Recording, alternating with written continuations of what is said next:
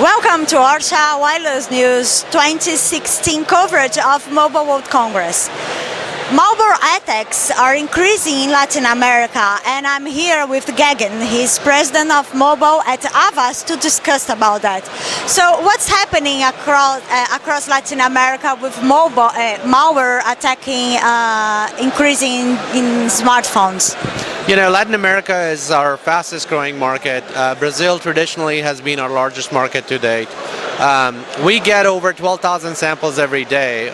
We have over 2 million in our database. And that number is growing every single day. We, for instance, find out that Mexico, for instance, has 60% of the routers in Mexico are insecure. And user behavior does not appear to be changing as these threats are on the rise.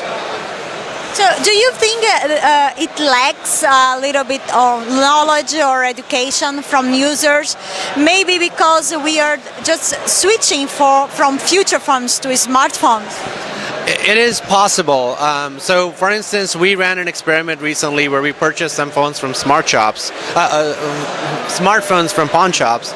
And what we identified was there were a number of phones where people had taken the opportunity to set it to factory reset, and other times people had just decided not to do anything about it. So, you know, what that tells us is that there is a combination of both of those things going on. There's certainly a lack of awareness, and there is also technology had not caught up yet in some areas where if you don't take responsibility for your own personal privacy and identity, your data will be out there.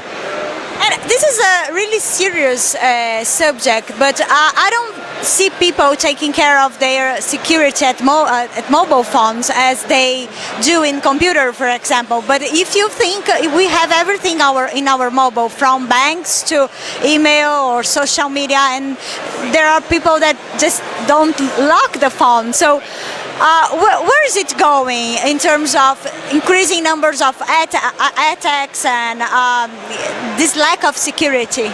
Absolutely. So the number of threats, as I said, are already on the rise. I think that people need to start becoming more aware of the vulnerabilities that they face.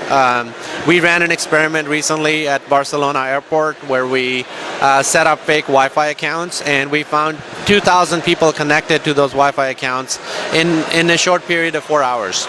And these were supposed to be very sophisticated audience who were attendees at Mobile World Congress. And yet 2,000 of them were willing to completely give up their information to a insecure free Wi-Fi, who they had no knowledge of who actually owned that Wi-Fi account and what they were doing to their data. So the problem is very severe. It continues to get worse. The good news is that there is help available. So Avast has a number of applications that will protect you against any of these threats. And the way I break it down is, you have 3 vertices of a triangle. You have your on-device security, which will protect you from malware and antiviruses.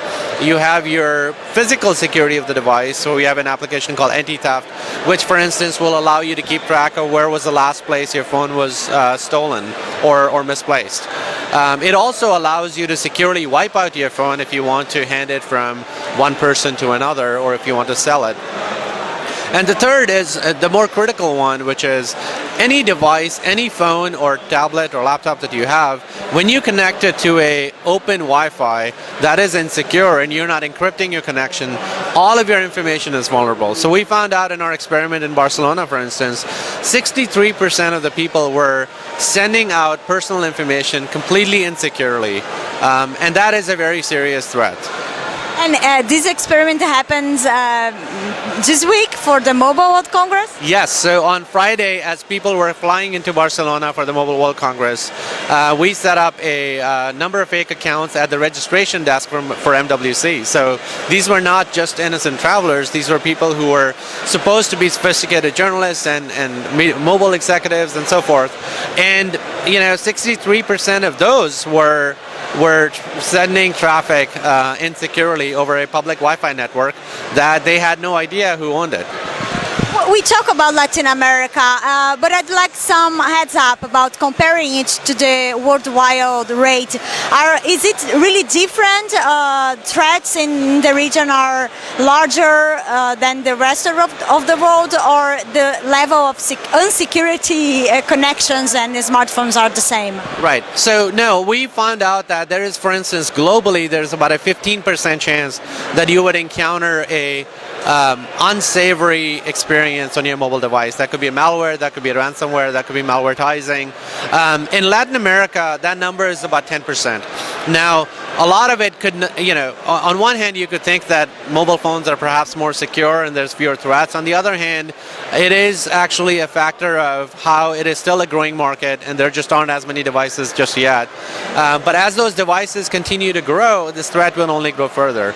But I'll give you a specific example. For instance, I was visiting Mexico last October, and a journalist made a comment that, look, we have a culture of passing on the device from one family member to another. You give it to your sibling, your cousin, and so devices have a much longer lifespan than they would perhaps say in the Western world.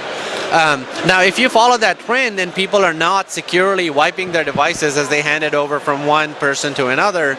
All of that data is vulnerable. So we were able to, for instance, in this pawn shop experiment where we purchased these phones from pawn shops in these three big cities, London, Barcelona, and Berlin, in a lot of cases, people had, from their perspective, wiped the phone to factory reset settings, and yet we were able to recover thousands of photographs from those phones. And in fact, in 2 cases, we were able to log into their Gmail accounts. And these are very serious personal threats, as you said. We have our banking information on there. We have our most intimate emails, our photos, our family photos, etc. And yet, it is surprising that how careless we could be with our most confidential data. Talking about the Mobile World Congress, what Avast is launching here? I heard you made a partnership with Qualcomm. Just give a heads up for our Star Wireless readers about that. Most definitely. So we announced a partnership with Qualcomm last week. The notion here is that as technology becomes increasingly available, the bad guys are becoming increasingly sophisticated as well. So there's social engineering, there's applications that are becoming more sophisticated and disguising themselves as a very innocent looking game or a social media application. What Qualcomm partnership allows us to do is the Qualcomm for the first time is actually putting a system on a chip which gives access to a handful of antivirus providers so that we can look at the signature and the fingerprints of the processes that are running on a device. So let me give you an example. If you have an application, and this was a real case last year, that played as a video game, you downloaded it, you played it for a month, and at the end of the month, it would turn into either a malvertising app or it would take over your phone and encrypt your device, and you can't unlock it until you pay someone a ransom. In this particular case, if we had this capability back at the time, we would be constantly monitoring the behavior of the application rather than looking at the data, and we would instantly know that this application is now behaving in an abnormal way than it has been behaving in the past.